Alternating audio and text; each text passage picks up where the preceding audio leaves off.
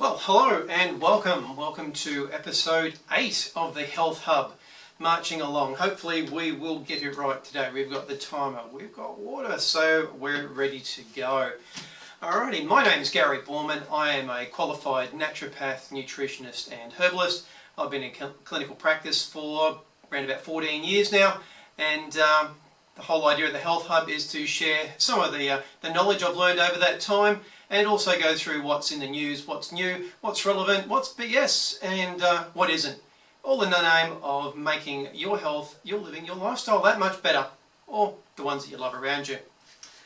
Alrighty, as we do every week, we do have to start with the disclaimer that the following segment should be considered as information, education and entertainment only. It is not designed to replace professional, individualised recommendations and does not infer ceasing prescription medicines or medications. If the information presented here causes concerns about your current health regime, discuss these concerns with the prescribing clinician or a qualified healthcare professional in a proper clinical environment. And like I've said before, that doesn't mean the person over the back fence, the person mowing your grass, anything like that. It's certainly not down at the local health food store. They tend not to have the time or facilities to go through your individual diet, lifestyle, medications, interactions, etc. And certainly not anyone who's just become the latest member of an MLM, and trust me, they are all fired up because it's by a naturopath, it must be good, and I've just done a course, and how much money can I get out of you? There is some pretty bad advice getting around out there on that, and indeed one of those companies was recently fined a little bit under $40,000, that's 40 grand, for telling the bad news. So, today's agenda, sleep. Even the experts can't agree on it. Very interesting subject actually, sleep, quite poorly understood. B12, is it bad for you? We'll see. Lyrica, the drug you might have heard about, well, we'll give you a bit of an expose on Lyrica. And for the what and the weird, I promised this a couple of episodes back on Viagra. Keep an ear out for that one. Okay, first up, we'll have water. Alright, sleep. Now this is one of the interesting things, a bit like Star Trek, you know, sleep, the final frontier. We make all these voyages into it and we still don't really understand how much sleep we need, why we need sleep. We just know if you don't have much, it's bad for you. You can go a few days without it, and sleep deprivation can actually kill you in the end. But a couple of interesting studies came across my desk within a few days of each other, and it's quite amazing how the experts just cannot agree on stuff. One is pretty junky and the other one's actually pretty good. So the first one, this is out of England. There was a professor, Alice Gregory, who actually said that waking a few times through the night is okay. We're starting to not agree there, but she said generally there's such short periods you don't even notice it, you don't even know that you have woken up. So that's all okay. But if you find yourself waking regularly, you know about it, go and see your GP. Then Katie Fisher, aka, I'll probably just call her dumbass today, says she's a sleep coach, by the way. Can't be very good, because she says waking 5 or 7 times a night is okay, and nobody sleeps through. Well, Katie, on a good day I tend to, you know, every now and then we'll wake up, depends on if I've had something to drink just prior to going to bed. Certainly a cup of tea before bed will get me getting up once, but that's one. She does advocate a couple of clever things that I do agree with. Avoid caffeine after 3 p.m. I'd actually go with avoiding caffeine after noon, so midday, because the half-life of caffeine is around about 10 hours. So by the time you've had that one cup of coffee at lunchtime, let's say 1 o'clock, you've only gotten rid of half of the amount of caffeine, so you've still got a little bit of buzz going on in there. And that's certainly, it's a stimulant, it keeps you alert, and that's not the sort of stuff that you need just before going to bed. She also recommends a sleep snack of whole grain cereal and milk. Whole grain cereal and milk, that's it. Go ahead, have your whole grain Cocoa Pops, Kellogg's, corn flakes with some milk, and chomp down on that just before going to bed. You're a moron, Katie. Or also peanut butter on toast. Why not have some really nice high carby stuff? Go to bed so that that energy can turn to fat. You're an idiot. But she does say something intelligent like avoiding blue screens, and I've spoken about this a few times. We do tend to have an overexposure to the colour blue. You know, phone backgrounds, a lot of the screensaver backgrounds, a lot of applications have all got blue in there. And with our general primitive perception of how light and day is going, we have a thing called the pineal gland. It's tucked away in the head, in the middle of the brain, so it can only tell if it's light or dark through the eyes. And if it sees blue, or we see blue, that is fed back and it says it's still daylight, so go forward and hunt and gather. So in the modern lifestyle, well, that's, you know, we've got a lot of light all the time around. You know, light pollution is a thing for some people. So if you're constantly looking at blue, your body is going, oh, I should be awake and I should go out, hunt and gather, find nuts, seeds, berries, etc. So if you're doing this up until 10 o'clock at night, obviously that's going to have an impact on getting to sleep. So I've always been an advocate, ditch those things at least half an hour before you want to go to bed.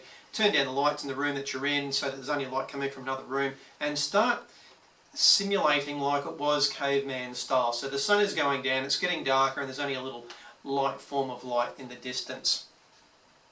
The other thing she does say, doesn't recommend noticing what time you wake. Now, I don't know if any of my acupuncture friends will be watching this, but I'm a big fan of knowing if you're waking up and knowing you're awake, is knowing what time, because in traditional Chinese medicine they have a body clock, so at different parts of the day, different organs come into dominance, and in particular around about sleep time, between 11 and 1, so 11 p.m, 1 a.m. is the time of the gallbladder. Between 1 and 3 is the time of the liver, and this is a huge one. We see a lot of people waking up around 2 or 2:30. So this is when the liver is at its peak, it's churning through, it's doing its detoxification thing, doing what it's supposed to, and it's making wastes more polar or water soluble. That's why a lot of times you get up, you have to do the bathroom visit around about 2:30, because your liver is doing just what it needs to be doing. The only questions you ask is, why can't the liver do this during its our normal waking hours? And this is something we look at, trying to make sure that the liver isn't that bit overloaded, and that's what's causing the interrupted sleep. So I actually am a fan of noticing what time you wake up. Now if we go to the third part of that, the early wakers from 3 till 5, that's the time of the lungs, known as the organs of grief. So if your mind is just that hamster on the wheel, go, go, go, go, go, that can be one of the reasons. Or magnesium actually has a bit of a circadian rhythm as well. So when our melatonin levels, our sleep stuff, nerd stuff in there, sorry, as our sleep chemical levels are starting to drop down, magnesium helps manage that. So good levels of magnesium help keep us asleep for a little bit longer. So sometimes that 4 o'clock waking can actually be due to low magnesium. So sorry Katie, you are an idiot, and we really should pay attention to what we're eating before dinner, what we're drinking, and also what time we're waking if we are, because you shouldn't be waking too often. If one is enough, but hopefully none. Sleep through, nice deep sleep. And this is where an intelligent study comes out of America. So there we go. Really good study, in my opinion, actually. It was a lab controlled. They got a handful of poor victims, and they put them through either getting 4 hours sleep, 6 hours sleep, 8 hours sleep, or some were sleep deprived for a few days. I know which group I would have preferred to have been in there. Cognitive and performance tests were done every 2 hours unless they were actually asleep. And, you know, of no surprise, those with the least amount of sleep performed the worst. Those with the most amount of sleep performed the best. Those that only got 4 hours steadily got worse. So every day their performance got worse and worse and worse. So obviously something to watch out for there. And, you know, shift workers, that can be an issue too, playing with your sleep patterns. Those that got 6 hours sleep were on par with those that got 8 hours for the first 10 days, and then there was a dramatic decline in their cognitive and performance abilities, and they actually fell into line with people who hadn't slept for 2 days. Now, people that haven't slept for 2 days are normally about as impaired as people that are about 0.08 alcohol levels, so not fit to drive or operate machinery. So that in itself is something that you should be aware of. So those people that are going, yeah, no problem, I go to bed at midnight, you know, the alarm goes off at 5 and off I go, they might think they're doing okay, but no, this is definitely not the case. They really do need to get those extra hours of sleep in, and the proof is in there. We also know that sleep has a circadian rhythm, so those poor shift workers that get that mucked with, that can really do a lot of harm with getting quality sleep, and we do need that quality sleep, not just low-level sleep. Also, weight gain. It's a well-known thing. Those people that work shifts, especially night shift, tend to put on more weight and it's harder to move. And that also comes in with we have a circadian rhythm of our body, so that's a daily rhythm, with the adrenals and cortisol. So when you're mucking with those, you tend to have elevated levels of cortisol, which is that stress hormone. Your body's stressed and you start to retain a bit of fat. There you go. Sleep. It is important. Shouldn't be throwing it away, but, well, we are, because Katie's a dumbass. Okay, vitamin B12. Is it actually bad for you? According to a study from the Netherlands, those with the highest levels of serum B12 had the highest death rates. Which was interesting when I saw this. I went, whoa, hang on, I love B12, prescribe it a fair bit. Ironically, B12 has no known toxicity levels, and the reference ranges on pathologies vary greatly. So in Australia we're 162 to 811. In other parts of the world they start at 500 and go to 1300. So really, really broad. So we're talking almost tenfold depending on what country you're in. So yeah, I had to read on with this one. There were 5,571 participants, so certainly a good sized number. Those with the higher plasma concentrations of B12 were associated with increased mortality. Okay, so they died. However, the reasons they died, people didn't know. So they said the reasons for this all-cause mortality was unclear. So they started digging a little bit deeper. What they did find out was they actually had no idea what they were talking about, because they started excluding this and excluding that and including this. And turns out they excluded people from the study who supplemented. So obviously it's naturally occurring levels via diet that had the higher B12 levels. Those that did have the higher levels tended to have higher blood pressure, higher triglycerides, higher blood glucose levels, so pre-diabetes, and poorer kidney function. So these were probably the unhealthier people in general. The report went on to say that, on the other hand, there was a report by Robinson who reported that B12 plasma level concentrations were not associated with an increase in death risk in the elderly population.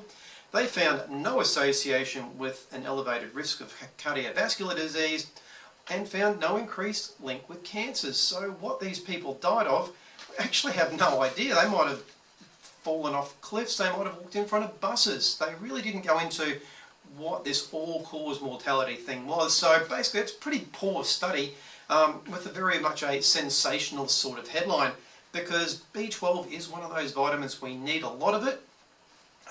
Tends to be quite a fantastic one. Those that have had low B12 and get a B12 shot, it's like the energy vitamin. They feel pretty good, sometimes within a couple of hours to a couple of days, and that lasts until the levels drop down again. That's a different thing as to why the levels drop down. You usually got something wrong going on. We need it for red blood cell creation, so we need B12 and folate in balance with iron, get correct size and shape red blood cells. We've got 100 trillion of those, so let's go with a pretty important factor there. It's essential for correct nervous function. So if you've got really low levels of B12, you can start suffering from neuropathy, and that's like tingling in your extremities. That's one of the things I look for. If people reporting they get a lot of tingly fingers or they get tingly feet, usually I'm looking for low levels of B12, and that's not just low pathology levels, but a functional level. So I just go, let's have some B12, go with that for a few weeks, and it tends to make things go away. There is also a thing called the methylation process, and this is what activates a lot of our nutrients in the body. So again, fairly important process, and it manages a thing called homocysteine. So if we have good methylation, we have low homocysteine. If we have poor, we have high. And the significance of that is those with the higher levels of homocysteine tend to have more heart attacks. As you will recall, those with the higher levels of B12, that wasn't associated with more heart attacks. So the homocysteine stuff, look, it's a test that we can get done. If you're below 9.9, no increased risk. If you're from 10 to 14.9, twice the risk. If you're from 15 to 19.9, 3 times the risk, and above 24.5 times the risk of having some sort of cardiovascular incident, be that a heart attack, stroke, or anything like that. So you don't want those, they're bad for you, and that's what I call real science, when you can say this level equals this much. So the general, oh, cholesterol's high, run and hide, panic. there is no science correlating various cholesterol levels with that. But homocysteine, yes, I'm a big fan of it. A lot of doctors don't like it for some reason. Don't know. And the way do you treat it? Well, it's with, those nasty little things, vitamins, so inconvenient. So B6, B9, B12, those three are the essential ones for correct methylation. Cool.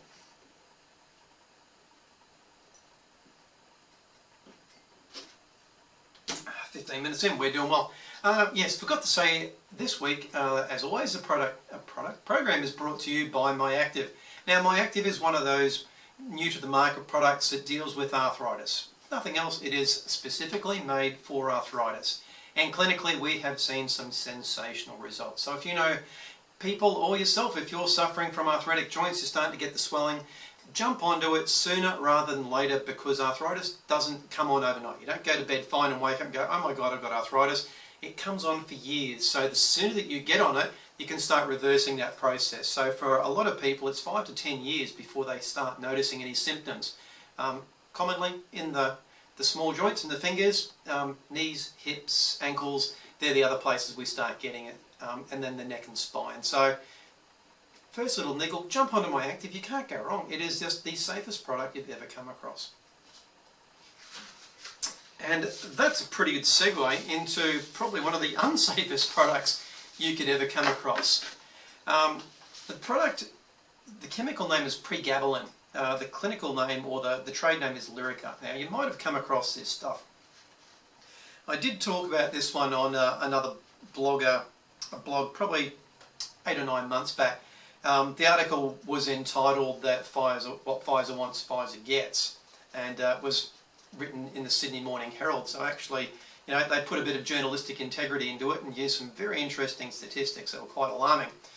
Because, ironically, when Lyrica was first developed and released, Pfizer wanted, who are the makers of it, they wanted it to go on the Australian Pharmaceutical Benefits Scheme, the PBS. It got knocked back. They submitted it a second time, got knocked back. Apparently not good enough and not safe enough. And for those that were with me last week, and if you weren't, go back and find it. Last week and even the week before, we were talking about how what pharma wants, pharma gets.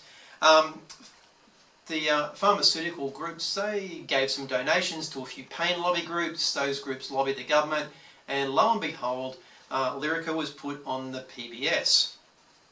Originally it was for specialist use only, for nerve pains.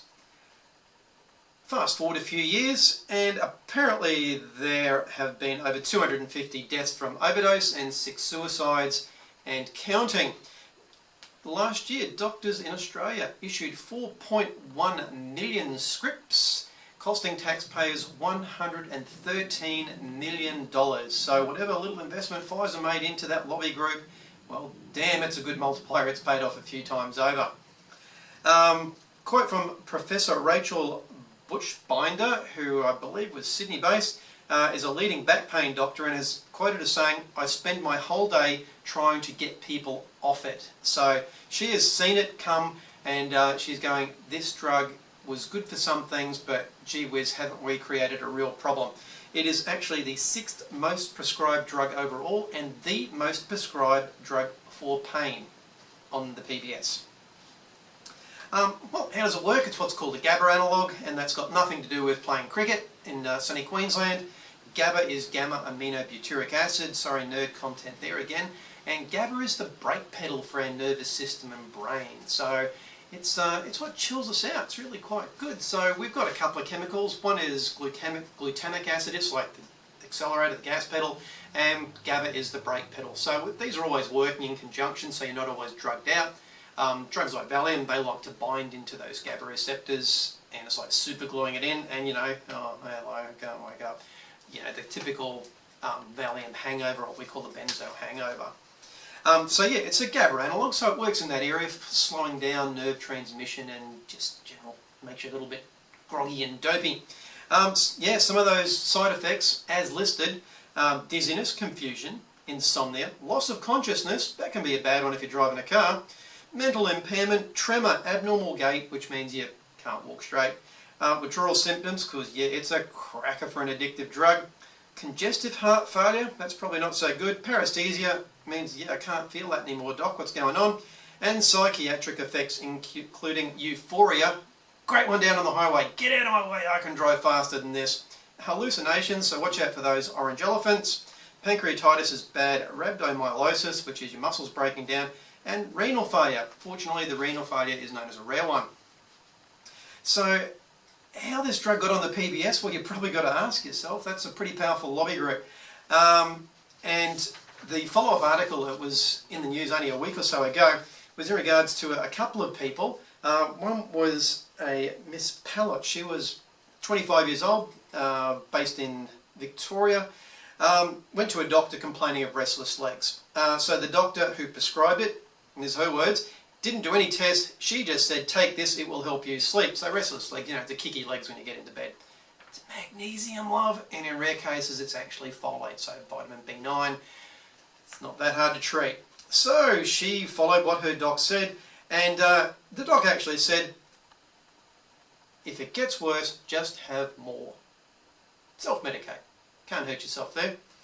So she did. She started at 25 milligrams and progressed all the way up to 250, so tenfold. And within 8 months she was addicted and critically ill, went down from 80 kilos to 49 kilos, had blurred vision and the heart rate of an 80-year-old.